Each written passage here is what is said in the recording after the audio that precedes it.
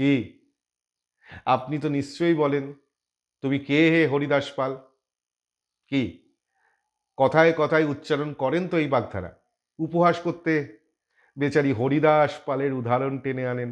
কিন্তু জানেন কি এই হরিদাস পাল আসলে কি? ইতিহাসের পাতায় যদি আপনি চোখ রাখেন, তাহলে আপনি দুজন হরিদাস পালকে পাবেন। একজন রিষড়ার আর একজন হরিপুরের। প্রথমে রিষড়ার হরিদাস পালের কথাই বলি।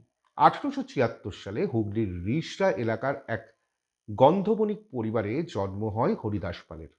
নিতাইচরণ পালের পরিবারে জন্ম নেওয়া হরিদাসের সর্বক্ষণের সঙ্গী ছিল দারিদ্র্য। তাই 16 বছর বয়সে কাজ নিয়েছিলেন কলকাতার শোভাবাজার এলাকার একটি সোনার দোকানে। মাইনে অতি সামান্য, তাতে হাঁড়ির জল গরম হয় না।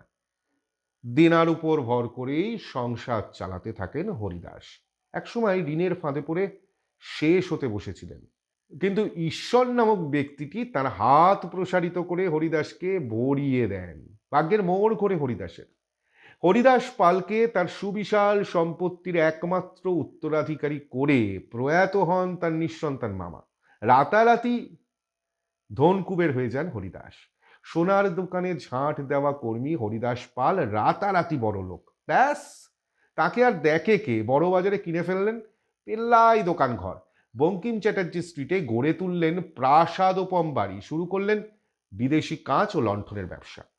খুব অল্প দিনেই সাফল্যের মুখ দেখলেন। ব্যবসা প্রসারিত হলো কলকাতা ছাড়িয়ে গুয়াহাটিতে, এরপর ভারতের একাধিক শহরে।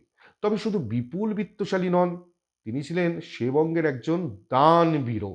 তাঁর দান ধ্যান আজও নাকি অনেক দরিদ্র পরিবারই মনে রেখেছে। সমাজের স্বার্থে একসময় প্রচুর অর্থ ব্যয় করেছিলেন। গড়ে তুলেছেন প্রচুর দাতব্য প্রতিষ্ঠান ও অবৈতনিক শিক্ষা কেন্দ্র। হরিদাস পালের মৃত্যু হয় 1933 সালে।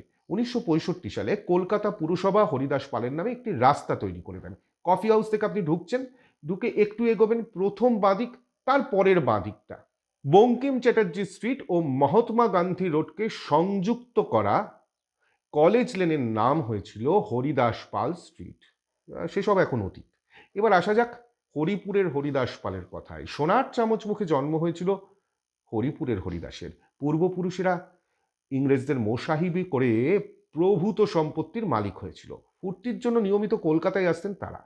টাকা উড়িয়ে ফিরে যেতেন হরিপুরে। হরিপুরের হরিদাস পালের ওপরেও তার পূর্বপুরুষেরা এই বদগুলগুলির প্রভাব ফেলেছিলেন। প্রচুর অর্থ নিয়ে হরিদাস পাল হরিপুর থেকে পাকাপাকিভাবে চলে এসেছিলেন কলকাতায়। কিনেছিলেন প্রচুর স্থাবর সম্পত্তি, টাকা থাকলে যা হয় আর কি। শুরু করেছিলেন নানান ব্যবসা। দুহাতে অর্থ বিলিয়ে প্রভাবশালী হয়ে উঠেছিলেন রাতারাতি। কিন্তু ওই ভোগবিলাস এবং দান খয়রাতে ব্যস্ত থাকায় ব্যবসাগুলির গণেশ উল্টে গিয়েছিল। একেবারে নিঃসম্বল হয়ে গিয়েছিলেন হরিপুরের হরিদাস। আর অর্থ না থাকলে যা হয়, সাহেবরা সব একে একে উধাও হয়ে গেল। এর মধ্যে দোসর হলো শারীরিক অসুস্থতা।